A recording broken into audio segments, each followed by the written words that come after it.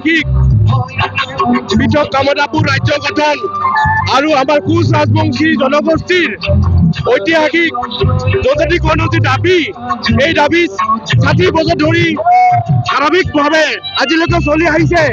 কিন্তু কোনো এখন চৰকাৰে আমাৰ দাবীটোক মৰ্যাদা প্ৰদান কৰা নাই। সেয়ে আমি ইয়াতে ১৩টা কোচ ৰাজবংশী জাতীয় দল সংগঠন একত্ৰিত হৈ চৰকাৰৰ বিৰুদ্ধে বিশাল প্ৰতিবাদী গণসমাৱেশৰ আয়োজন কৰিছো।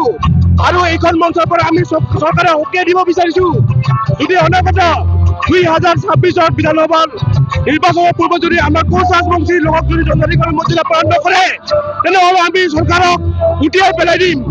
লগতে আজি 2023 চনত যি আমাৰ কেৰেলা মুখ্য অধ্যক্ষ জীৱন সিংহ ডাঙৰীয়াক আলোচনাৰ কাৰণে অসমত মাতি অনা হৈছে। কেন্দ্ৰীয় গৃহ বিভাগৰ উচ্চপদস্থ বিষয়াৰ লগত 7বাৰকৈ এলানি বৈঠক হোৱাৰ পিছতো আজিলৈকে কিন্তু কেন্দ্ৰ চৰকাৰ আৰু কেৰেলা চিফ জীৱন সিংহ ডাঙৰীয়াৰ লগত শান্তি চুক্তি স্বাক্ষৰ হোৱা নাই। সেইকাৰণে আমি চৰকাৰক, কেন্দ্ৰ আৰু ৰাজ্য চৰকাৰক আমি দাবী জনাইছো যে অনতি পলমে কেৰেলা চিফ জীৱন সিংহ ডাঙৰীয়াৰ লগত শান্তি চুক্তি স্বাক্ষৰ কৰি পিছ একত গঠন কৰি পেলাই কোচ ৰাজবংশী জনগোষ্ঠীৰ জনজাতিকৰণৰ মৰ্যাদা প্ৰদান কৰিব লাগে। লগতে আমাৰ কোচ ৰাজবংশী ভাষা, জাতি, মাটি, কৃষ্টি, সংস্কৃতি সংৰক্ষণৰ ব্যৱস্থা কৰিব লাগে।